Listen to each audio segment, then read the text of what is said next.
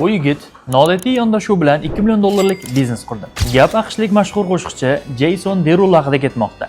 Hitlar, kliplar, millionlab ko'rishlar hammasi joyida. Lekin bilasizmi, u 100 million dollarni qayerdan topdi? Avtomoykalardan. U Rocket Car Wash'ga investitsiya kiritdi hamda oddiy avtomoykani obuna asosidagi biznesga aylantirdi. Siz har oyda ma'lum bir summa to'laysiz va xohlasangiz har kuni mashinangizni yuvdirishingiz mumkin. Bunga mijoz o'rganadi, pul doimiy keladi. Eng muhimi, biznes har safar yangi mijozlarni izlashga majbur bo'lmaydi. Allaqachon u tizimda bo'ladi.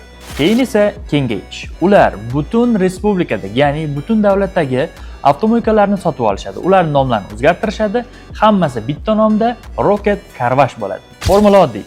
Mashhur xizmat, obuna, raqiblarni sotib olish hamda yagona brend. Eng qizig'i, bu faqat avtomoykalarga ishlamaydi. Istalgan biznesni olaylik, oyna yuvish, manikyur yoki shinalarni almashtirish.